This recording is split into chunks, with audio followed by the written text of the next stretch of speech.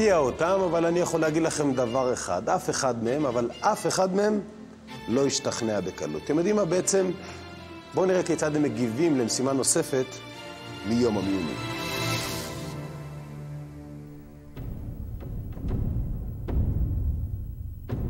בחדר אפלולי 3 אנשים, 2 נשים וגבר.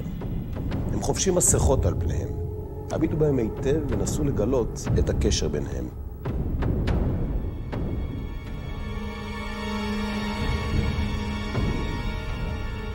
אולי הם עובדים ביחד באותו מקום, אולי חוו ביחד אירוע משמח או עצוב.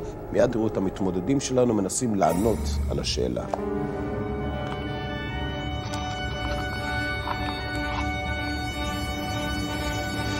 אוקיי. יש פה אולי איזה... לא יודעת, עלה לי איזה אם פונדקאית. לא יודעת למה. הצלת אותה ממשהו, כאילו. הקרבת את עצמך בשבילה, כאילו זה מה שאני מרגיש. כאילו את ידעת משהו שקורה, או שאת שיתפת אותה ואת סיפרת לו, או משהו כזה, ואתם שיתפתם פעולה כדי להוציא אותה מאיזה ברוך.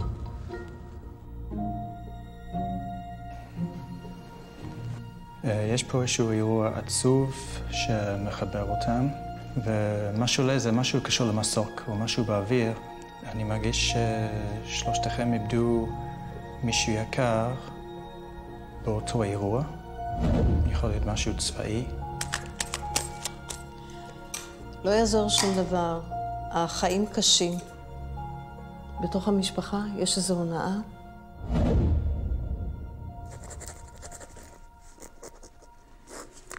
יש פה קשר שמשותף ביניהם על משהו מקצועי או משהו חווייתי שהם עברו ביחד. פשוט ניחושים פרועים, לא יותר מזה.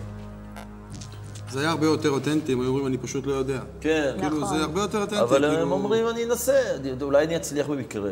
אז האם הצלחתם לגלות מהו הקשר ביניהם? גבר, 2 נשים, מה זה יכול להיות? כמעט בלתי אפשרי, נכון? אבל זה בדיוק מה שהמתמודדים שלנו התבקשו לעשות כדי להוכיח את יכולתם. את הבלתי אפשרי. הקשר בין האנשים במסכות הוא קשר מורכב. הקשיבו היטב. רונית נמסרה לאימוץ בעת לידתה. 18 שנים היא גדלה בחיק משפחתה המאמצת. בגיל 18 ניגשתי לשירות, הגשתי בקשה שאני רוצה לפתוח את תיק האימוץ. תיק האימוץ מוביל את רונית לאימה הביולוגית ולששת אחיה. קשר אמיץ ומיוחד מתפתח בין רונית לבין אחותה סיגל, שיושבת לימינה בחדר. אני קשורה בעיקר לסיגל. זאת האחות מצד האמא הביולוגית שהיא באה אחריי. אך רונית אינה מסתפקת בזאת. היא יוצאת למסע נוסף, בו היא מנסה לאתר גם את אביה.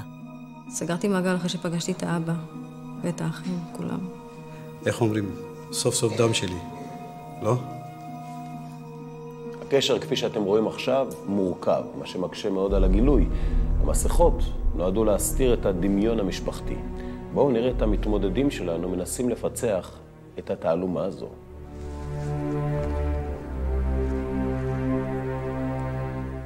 יכולה לתת לי מספר מ-1-22? 4. אתה מוכן לתת לי מ-1-21? 15. 15? גם את מ-1-20. 6.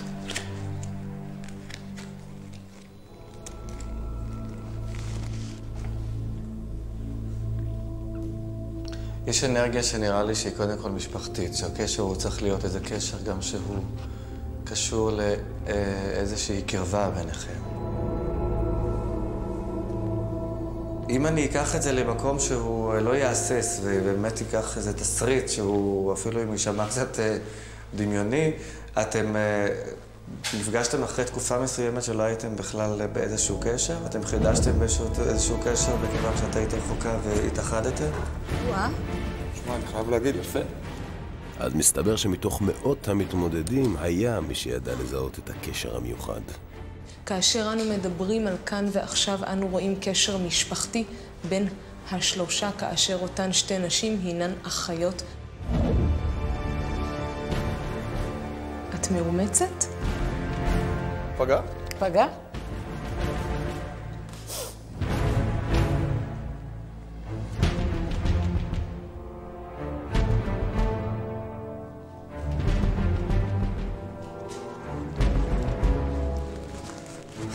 זה משפחה. זה אבא. זה הבת שלו.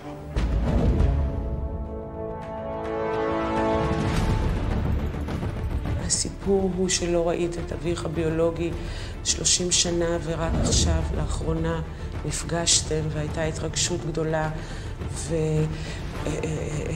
וסלחת לו וקיבלת אותו חזרה אל חיקך.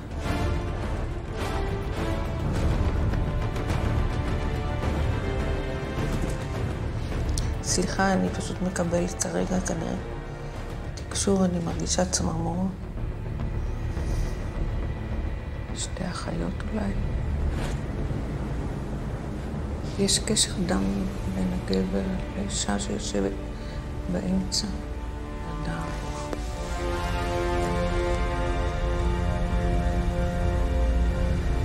נראה לי שאת חיפשת אותו ומצאת אותו.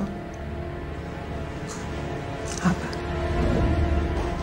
שחיפשת הרבה זמן. יש לי איזה שיר בראש עכשיו.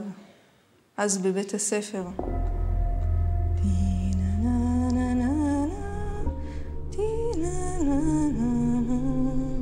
איכשהו, זה קשור אליהם. מה שאני שומעת זה שאתם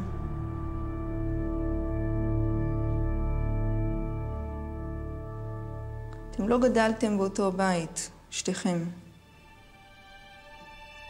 ובכל זאת אני מתפתה להגיד שיש בכם משהו מן האחיות. רונית הופרדה וחזרה חזרה אל חיק משפחתה. בשמחה גדולה. תוקה.